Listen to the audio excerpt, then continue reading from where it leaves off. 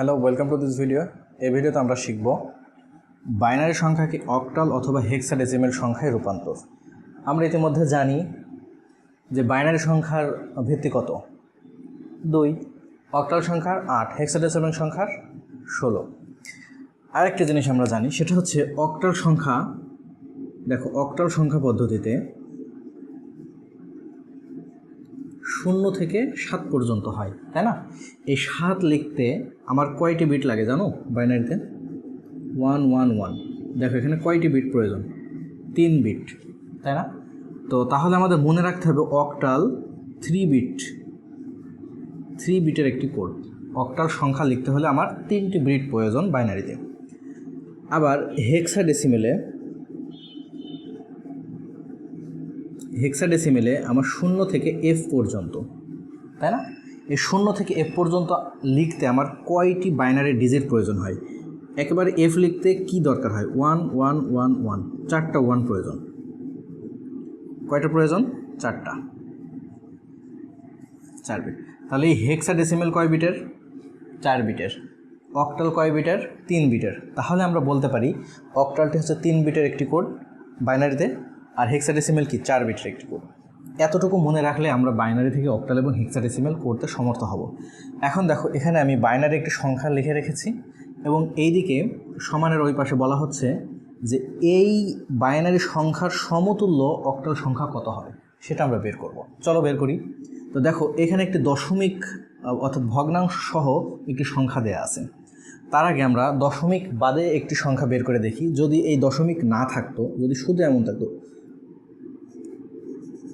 11001, এই সংখ্যাটাকে আমরা যদি অক্টালে রূপান্তর করতাম কি হতো? দেখো এখানে কয়টি বিট আছে? 1 2 3 4 5টি আছে। তো যেহেতু দশমিক নেই, একদমই ডান দিক থেকে আমাদের ধরতে হবে। দেখো এখানে কয়টি আছে? 1 2 3, এই 3টি মিলে একটি জোড়া ধরতে হবে। আবার এখানে কয়টি আছে? 2টা, তার মানে এখানে কিছু নাই। তো বাদিকে আমরা জানি 0 দিলে কোনো একটা সংখ্যা ধরো লিখলাম 5-এর বাইরে যদি আমি 0 দিই তাহলে কি এটা 5ই থাকে। আরও যদি 0 দিই কি থাকে? 5ই থাকে, চেঞ্জ হয় না। ঠিক তেমন এই কাজটা এখানে করতে হবে। যেহেতু আমার তিনটি বিটে পরিবর্তন করতে হবে, যদি বাইনারি থেকে আমি অক্টালে রূপান্তর করতে চাই, সেক্ষেত্রে আমার লিখতে হবে 011 একটু ফাঁকা করে দেখো লিখলাম। অর্থাৎ এই 11 তার আগে একটি 0 দিয়ে 3টি বিট পূরণ করেছি, আবার এখানে 001 দিয়ে 3টি বিট পূরণ করেছি। এখন এর সমতুল্য অক্টাল লিখতে হবে। তাহলে 001-এর সমতুল্য অক্টাল কত? 1। 011-এর সমতুল্য অক্টাল কত? 3। এখন এটি আমার হয়ে গেল 31। এটির বেস কত? 8। অর্থাৎ এটি আমার অক্টালে রূপান্তর হয়ে গেল। আমি আরেকবার বলি, দেখো এটা আমার একটি বাইনারিতে সংখ্যা দেওয়া আছে 11001। ডান দিক থেকে দেখতে হবে 3টা করে বিট, 100, এখানে 3টা বিট হয়ে যাচ্ছে। 3টা বিট মিলে একটি জোড়া এখানে লিখলাম একটু ফাঁকা দিয়ে। এই যে 2টা 1 এখানে লিখেছি, কিন্তু আমার দরকার কি অক্টাল মেলাতে হলে 3টা বিট। তাহলে এখানে একটি বাদিকে একটি 0 দিয়েছি, ঠিক আছে? এবং এই 001 সমান আসলে অক্টালে কত হয়? 1। এই 011 অক্টালে আসলে কত হয়? 3। এটা এখানে লিখেছি এবং এখানে দিয়েছি 8। অর্থাৎ আগে ছিল 2, এর বেস ছিল 2, অর্থাৎ এটি বাইনারিতে ছিল, আর এটি হয়ে গেল এখন অক্টালে। আশা করি তোমরা বুঝতে পারছো। এখন আমরা যদি দশমিক সহ করি, দশমিকের আগে কী করতে হবে? একদম ডান দিক থেকে 3টা করে নিতে হবে, তাই না? আর দশমিকের পরের অংশের বেলায় এই দশমিকের সাথে তো বাদিক থেকে নিতে হবে। 010 মিলে 3টা, একটা বিট, একটা 3 বিটের। আবার এখান থেকে নিতে হবে এইদিকে যেহেতু কিছু নেই, আমরা জানি কি দশমিকের পরে যদি কোনো সংখ্যা দেওয়া হয়, যেমন ধরো আমি যদি 7.5 দিই, এবার 7.50 তো একই জিনিস, তাই না? দশমিকের পর 0 দিলে সমস্যা নেই। আবার দশমিকের আগের যে পূর্ণ সংখ্যা, সেগুলোর আগে যদি আমরা 0 দিই, সেই সংখ্যার 0 দিলেও চলে, না দিলেও চলে, তাই না? এই জন্য আমরা 0 যোগ করব।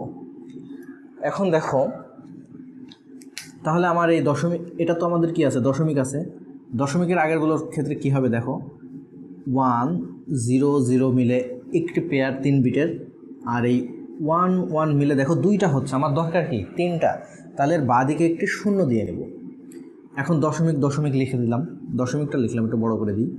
এখন দেখো 0 1 0 0 আছে, এই দশমিকের এখান থেকে 3 বিট করে আলাদা করব কি দশমিকের পর থেকে কি বাদিক থেকে ডান দিকে 0 1 0 একটা 3 বিটের, আবার এখানে আছে 0, শুধু একটি 0 আছে, একটি 0 লিখলাম। এখন এটাকে আমার 3টা বিটে পরিবর্তন করতে হবে, তাহলে কি এর পিছনে 2টা 0 দিয়ে দিলে আমার হয়ে যাচ্ছে, যেহেতু দশমিকের পরে আছে। তাহলে এখন এইভাবে আমি লিখলাম, এইভাবে লিখলেই হবে। এখন দেখো আমি মাঝখানে ফাঁকা দিয়েছি আমার বোঝার সুবিধার্থে। তো দেখো এই 0 0 1 বলতে আসলে কি বোঝাচ্ছে, অক্টালে 1, এই 0 1 1 বলতে 3 দশমিক 0 1 0তে আসলে কি 2 হয়, 0 0তে 0 হয়। এটা আমার কিসে আসলো 8। আশা করি তোমরা বুঝতে পারছো যে এই বাইনারি সংখ্যাকে আমরা অক্টালে রূপান্তর করলাম। এখন দেখো এই বাইনারি সংখ্যাকেই আমি যদি হেক্সাডেসিমেলে কনভার্ট করি, দেখো 1101.01002 সমান হেক্সাতে। আমরা কি শিখছি এসে হেক্সাতে 4 বিট লাগে, হেক্সাডেসিমেল করতে 4 বিট প্রয়োজন হয়। তাহলে ঠিক তেমনই এখানে যেমন 3 বিট করে আলাদা করে নিয়েছি, এই বাইনারি থেকে হেক্সাডেসিমেলে করতে গেলে আমার 4 বিট করে আলাদা করতে হবে। সেটা কিভাবে দেখো, দশমিকের ক্ষেত্রে দশমিক লিখলাম, এবারে ডান দিক থেকে নেব, দশমিকের পরে ডান দিক থেকে, আর দশমিকের ওই পারে ডান দিকের অংশে বাদিক থেকে নেব, ঠিক আছে? অর্থাৎ এটা এইভাবে তোমার হবে, হ্যাঁ, এইভাবে আমরা আসলে 3 বিট 4 বিট যেটাই হোক অক্টালের জন্য 3 বিট করে এইভাবে, ঠিক আছে? তো দেখো এখান থেকে আমি যদি 4টা নিই, 1, দেখো খেয়াল করো 1 0 0 1 1 0 0 1, ঠিক আছে? 4 বিট নিয়ে নিলাম, একটু ফাঁকা দিয়ে এখানে কি আরেকটা 1 আছে, এই 1টা এখানে লিখলাম। এখন বলো তো এটা কি 4 বিট আছে না 1 বিট আছে? একটা বিট আছে। তাহলে এর আগে আমার আরও 3টা শূন্য দিয়ে এটাকে 4 বিটে পরিবর্তন করতে হবে। সবাই ক্লিয়ার হয়েছ? ওকে। এখন দেখো এখানে 0 1 0 0 আছে, তাহলে এটাকে আমি যেহেতু এটা 4টি আছে তাহলে 4টি আমি এখানে লিখবো 0 1 0 0। কিন্তু এখানে যদি আরেকটা সংখ্যা থাকতো তো সেটা লিখে তারপর আবার যেমন শূন্য দিতাম ওইরকম দিতাম। দেখো এখন আমি 2 দিচ্ছি, কারণ এটি এখন আমার বাইনারিতে আছে, হেক্সাডেসিমেলে কনভার্ট হয়নি। এখন দেখো যেহেতু আমি 4 বিটে পরিবর্তন করেছি, এখন দেখো এই 1 0 0 1 আসলে কি, এই 1 0 0 1 আসলে আমরা জানি কি, দেখো এটা আমরা বের করতে পারি এইভাবে। দেখো আমরা কি জানি যে একটি কোড জানি, যা 1 2 4 8 16 এইভাবে যেতে থাকবে, অর্থাৎ 2-এর ডাবল হতে থাকবে।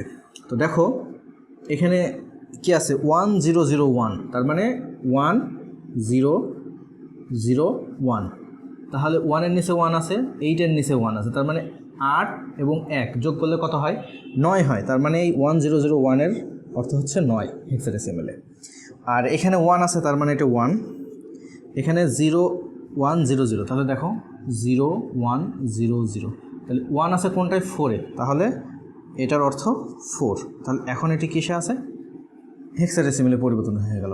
অর্থাৎ আমরা এই বাইনারি সংখ্যাকে অক্টালে রূপান্তর করলাম, আবার এই বাইনারি সংখ্যাকে হেক্সাডেসিমেলে রূপান্তর করলাম।